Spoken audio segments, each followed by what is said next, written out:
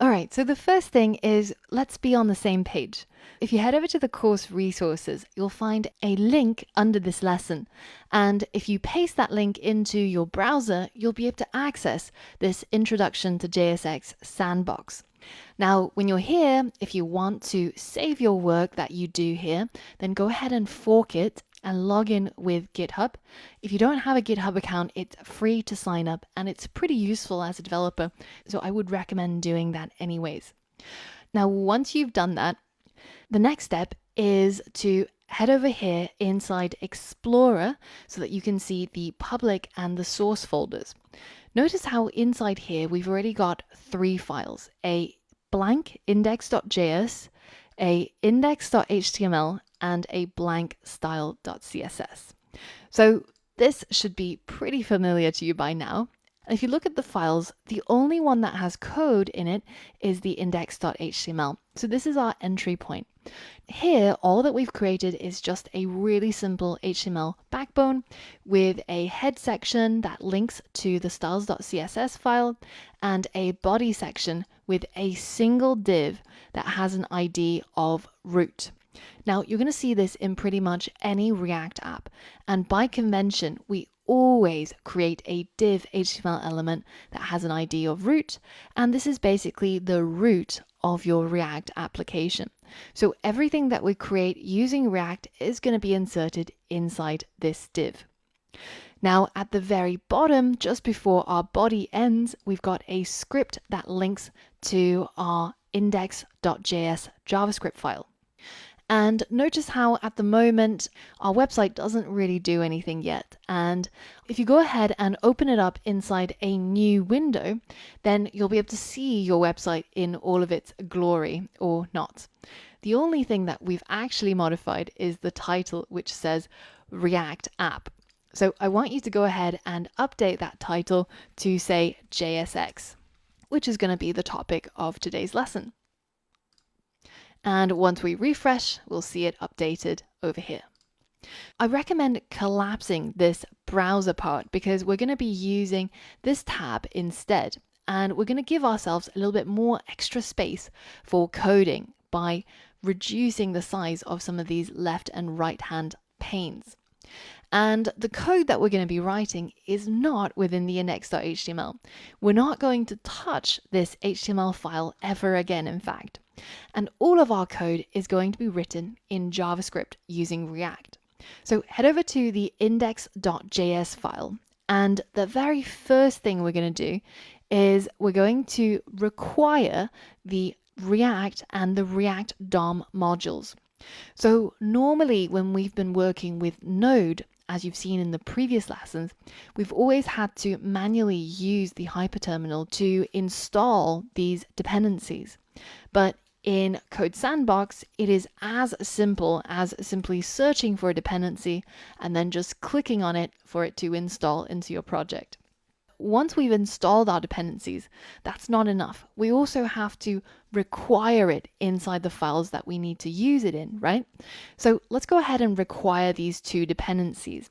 The first one, I'm going to create a variable called React, and this is going to be set equal to require, and we're simply going to specify that React module right here that's been installed as the module that we're going to require, and we're going to bind it to this React keyword.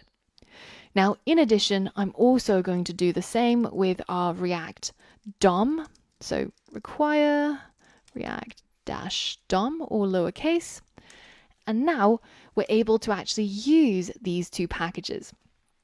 In order to use React to actually create something on screen, we're going to use the render function. So we're going to tap into this React DOM that we've created up here, which of course gives us access to the React DOM module that comes from Facebook right here. And we're going to tap into its render function. Now, this render function, as you can see, takes 3 inputs.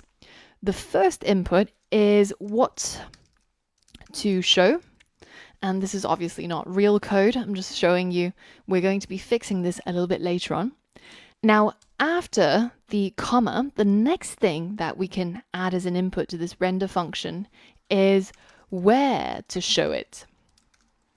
And finally, we can also add a optional callback to tell us when that render function has completed.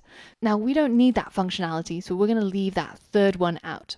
But we do have to fix this code because, as you can see over here, I'm getting problems after problems, and basically the browser is shouting at me as well, telling me that there's a syntax error. But of course, that's all because we've got some pseudocode in here. So let's first think about what do we want to show. Well, at the moment, our website is completely blank. There's really nothing here. So how about starting out with a simple H1 that just says the prerequisite hello world. Now the next thing is to specify where to show it. So the location is going to be a particular HTML element that we're going to target inside our index.html. And if you've guessed this particular div as that target, then you would have guessed right. So let's go ahead and grab a reference to this div with the ID of root. And can you remember how to do that? I know it's been a while since we've been writing plain old vanilla JavaScript, but see if you can remember how to get access to that particular element using JavaScript.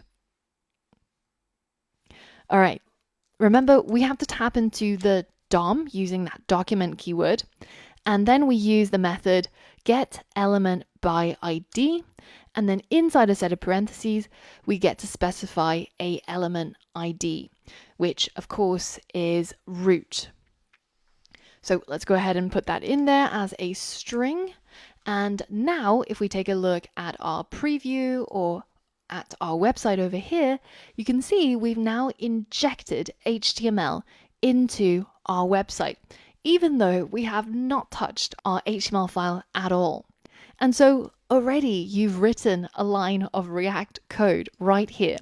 We've used the React DOM module's render method in order to display a H1 inside that root div. And the really remarkable thing right here is that if you think about it, we're inside a JavaScript file and we're able to write plain HTML without any sort of fancy angle brackets or, for example, the EJS brackets or anything to denote that this is somehow not JavaScript. So what exactly is this magic? Well, this is what JSX does. React works by creating these JSX files. So files where we've got HTML right in the body of a JavaScript file. And what happens behind the scenes is that our HTML is picked up by a compiler and it gets converted or compiled down to actual JavaScript. And the compiler comes from including this React module right here. So you can see that if I go ahead and comment this out, then we're going to be getting some major problems right here. React is not defined and we no longer get our H1 being rendered. So inside the React module, there is something called Babel. And Babel, as they tell you, is a JavaScript compiler. So it's able to take next generation JavaScript like ES6, 7, 8 and compile it down to a version of JavaScript that every browser can understand. And this includes compiling JSX down to plain old JavaScript. So if we head over to this section where it says try it out, you actually get a side-by-side comparison and we can write some next generation crazy code over here. And through the use of Babel, it gets converted down into a version of JavaScript that can be read by every single browser, even good old Internet Explorer.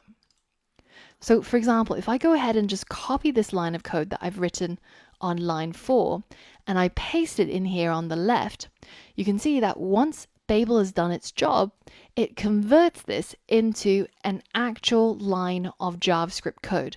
And it's able to create this H1 on the screen by using that create element method that comes from vanilla JavaScript, which we've already seen before in the MDN docs. That means instead of having to write something like var h1 equals document dot create element, and then the element that we're going to create is, of course, an h1, and then we write something like h1 dot inner HTML and set the content to be hello world as a string. And then finally, we do something like document dot get element by ID, and we specify the one with the ID of root.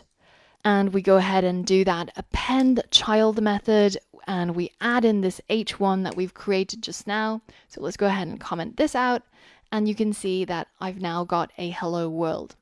And if I comment it back in, you can see that I achieve the same result, create an h1 with the word hello world in it, with the same outcome, but one of these ways is very easily readable because we've got HTML embedded inside some JavaScript, and the other way is pure JavaScript, but it takes 3 times as many lines to write, and it's a lot less easy to understand what's actually going on here versus this, right? So we already started seeing the beauty of React, but Babel actually goes a lot further than just rendering JSX. It allows us to use some next generation JavaScript. So for example, ES6 or ES 2015, and we can use some of the new constructs that are available through these new versions of JavaScript, and it's able to compile it down into bog standard normal JavaScript. So for example, on the home page here, where they're using the map function, the arrow function, all of this gets converted down into browser compatible JavaScript so that every single browser is able to render it. So now when we're writing our code with the React module in place, we can write ES6 code without worrying about whether if our grandma who has Internet Explorer 5 will actually be able to see our hard work rendered. Babel and React will take care of all of that for us. So that's why in this module, I'm going to be teaching you a lot more of the latest features of JavaScript ES6, because we're actually able to be sure that it's not going to break because we've got all of these modules in place that's going to take care of the rendering and compiling for us. And one of the latest features to come to JavaScript is the import keyword. So instead of requiring the React module and setting it to a variable and doing all of this, the new way of doing it is to simply just import React from a particular module or a particular location. So in our case, it's still the React module right here. We can do the same thing for our React DOM. So import React DOM from React DOM. By using import and the export keywords, we're able to modularize these dependencies far better. We end up with code that's better organized. And if you look through the curriculum now, inside this React module, there's a dedicated JavaScript ES6 lesson on this topic. So I recommend continuing the lessons in the order that they're created in the curriculum. But if you just can't wait to learn more about this ES6 feature, importing and exporting, then feel free to jump over there and head back over here once you're done.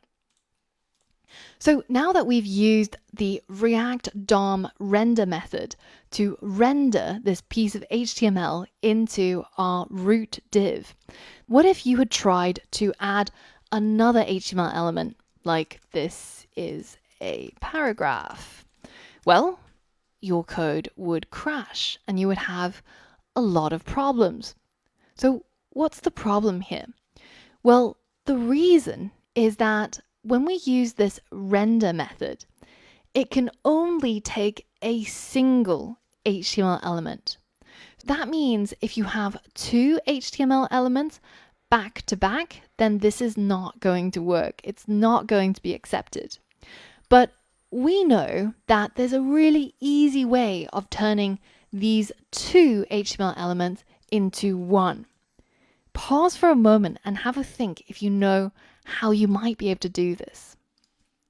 Well, the solution's actually really simple.